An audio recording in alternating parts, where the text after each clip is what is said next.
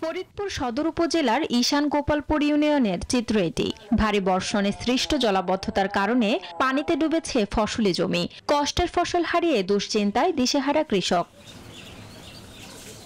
পানি নিষ্কাশনের সরকারি জায়গা ভরাট করে স্থাপনা গড়ে তোলায় সৃষ্টি হয়েছে জলাবদ্ধতা। ফলে দীর্ঘদিন ধরে প্রয়োজনীয় পানি নিষ্কাশনের কোনো ব্যবস্থা না থাকায় ধানের বীজতলা থেকে শুরু করে নানা সবজির ব্যাপক ক্ষতি হয়েছে। এই জমিতে পানি আটকে থাকার কারণে আমরা এখানে ধানের আবাদ করতে পারতেছি না। এখন আমরা কি খাই বাঁচবো, এটা উপর আল্লাহ ভালো জানে। কারণ আমি সাধারণ খেটে খাওয়া মানুষ। আমার 3 বিঘা জমি আমি ধান লাগাইছি, আমার ধান তলায় গেছে।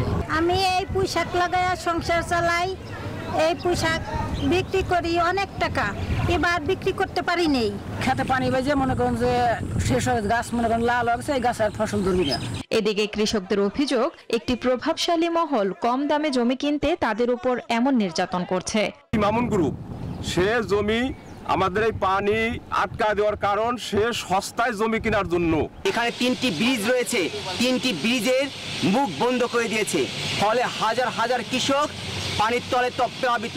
অতি দ্রুত সম্পূর্ণ পানি নিষ্কাশনের ব্যবস্থার কথা জানান এই কৃষি কর্মকর্তা। দুটি প্রতিবন্ধকতা মোটামুটি কিছুটা করে সরানো হয়েছে, বাকিগুলো সরালে আমরা আশাবাদী যে পানিগুলো খুব দ্রুতই সরে যাবে।